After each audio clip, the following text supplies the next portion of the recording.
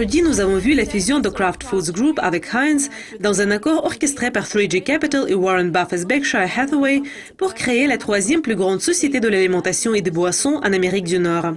Maintenant, en regardant de plus près la façon dont les parties ont convenu de diriger l'entreprise fusionnée, les questions ont commencé à apparaître.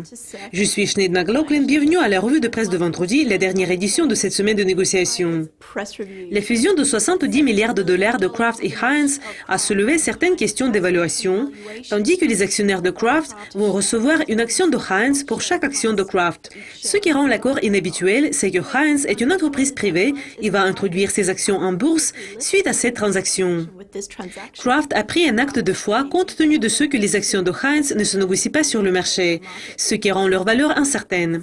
Heinz va contrôler 51% de la société combinée, tandis que les actionnaires de Kraft, qui doivent encore voter sur la transaction, seront propriétaires de 49%.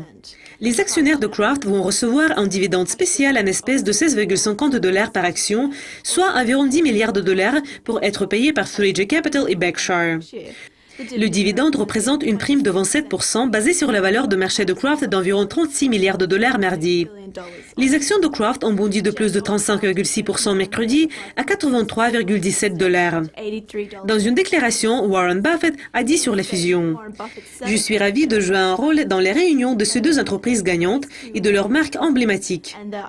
Je suis excité par les possibilités que cette nouvelle organisation combinée permettra d'atteindre. » Selon les rapports, M. Buffett va nommer 3 directeurs et 3G 3 autres directeurs.